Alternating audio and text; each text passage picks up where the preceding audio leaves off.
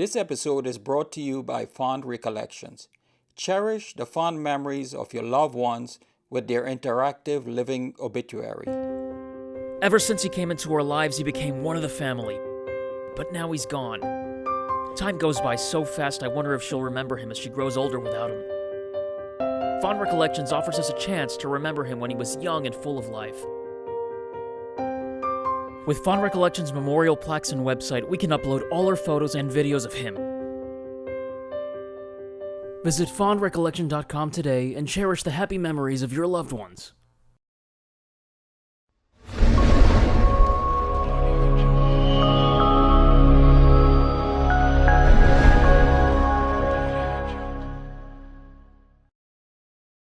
Chapter 8.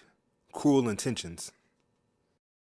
It was late at night, and Lisa was sweeping the sidewalk in front of her family business. It was closing time, so things had already slowed down, giving Lisa a chance to take a breath and clean up. She started to go back into the restaurant to close when suddenly she heard screeching tires behind her.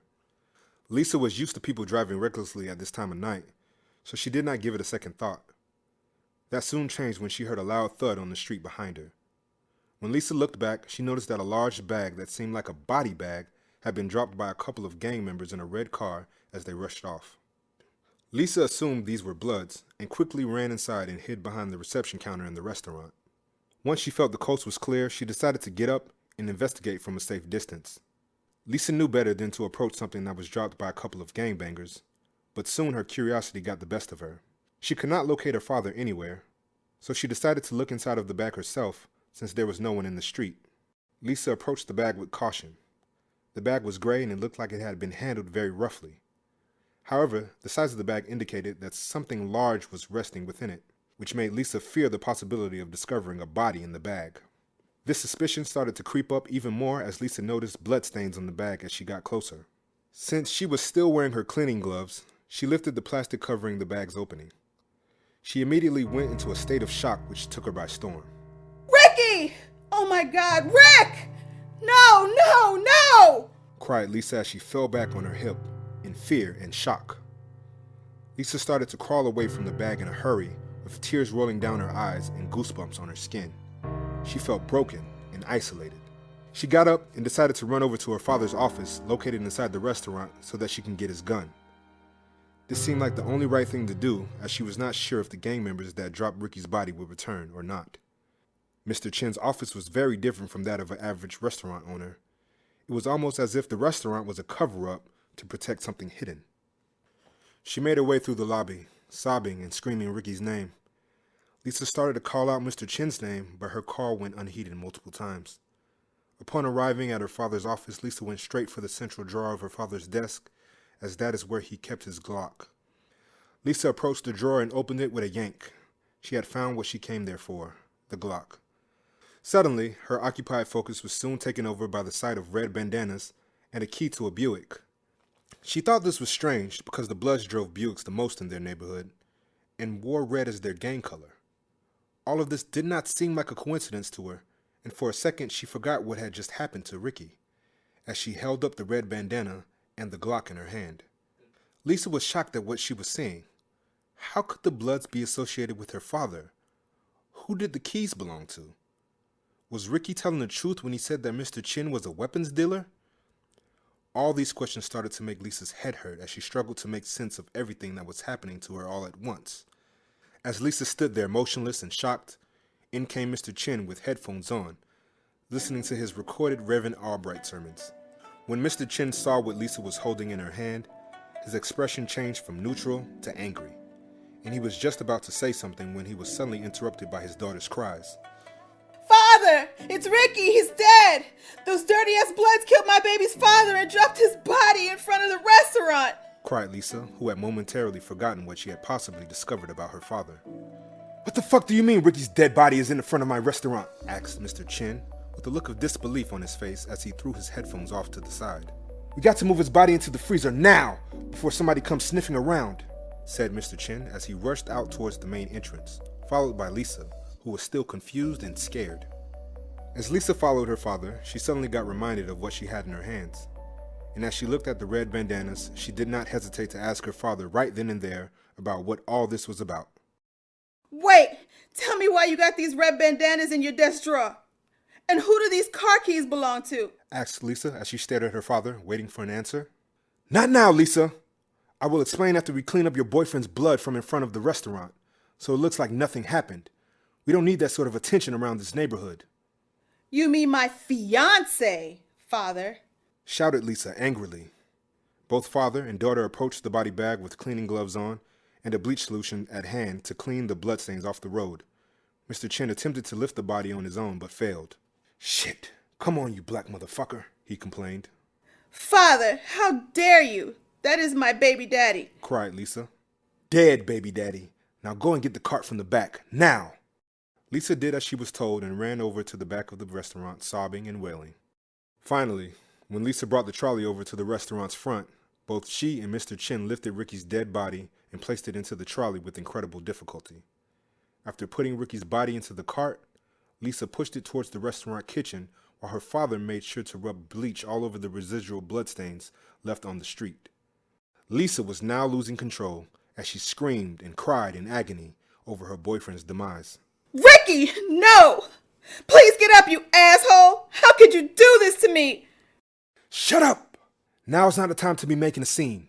Control yourself, admonished Mr. Chin as he came in rushing with an empty bottle of bleach in his hand.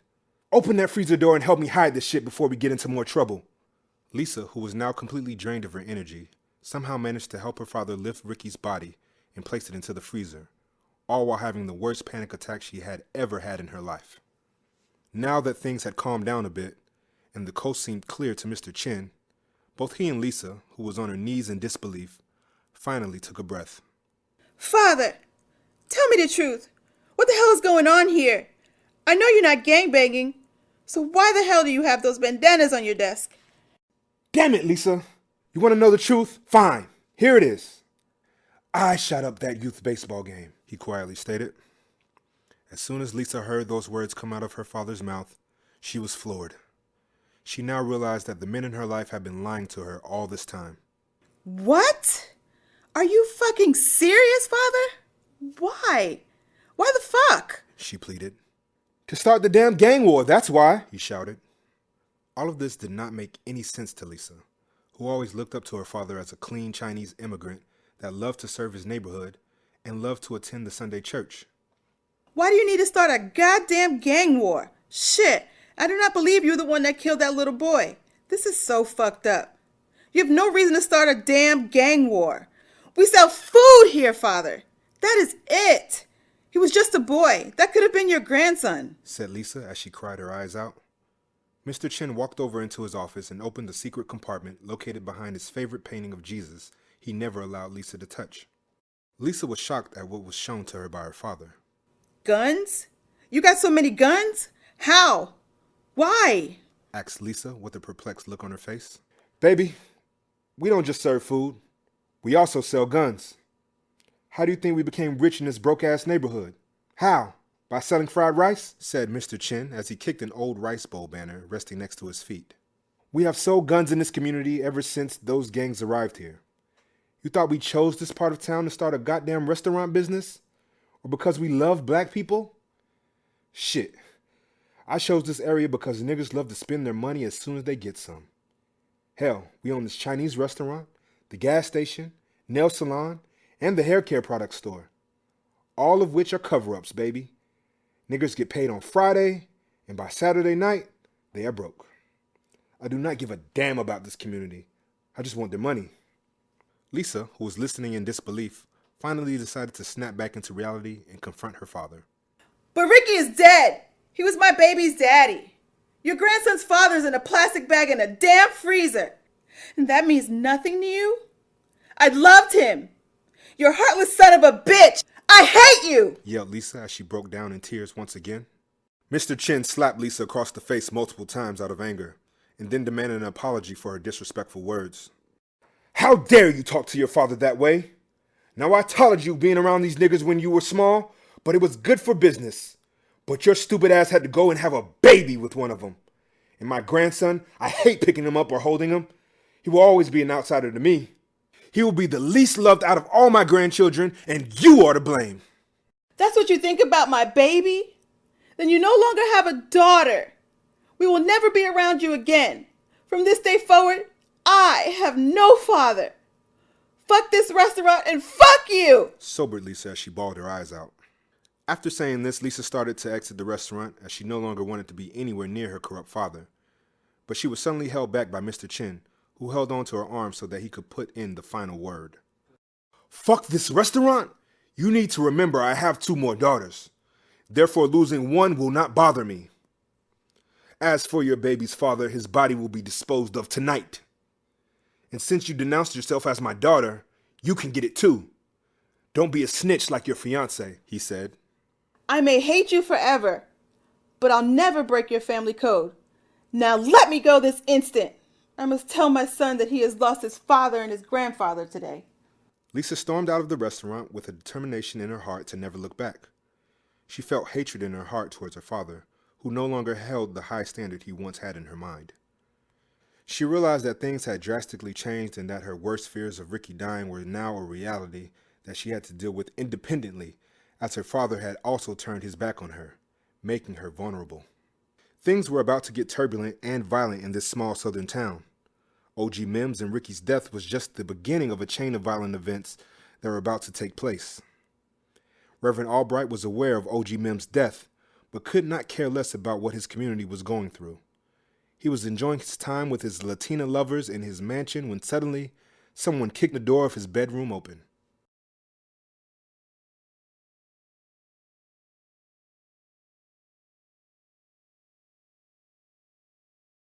Thank you so much for hanging out with us. If you had fun or picked up anything from this episode, please assist by hitting the like, subscribe, and notification buttons. You can also comment and share our content. These small things really help our channel and means a lot to us. Also, special thanks to our Patreon supporters.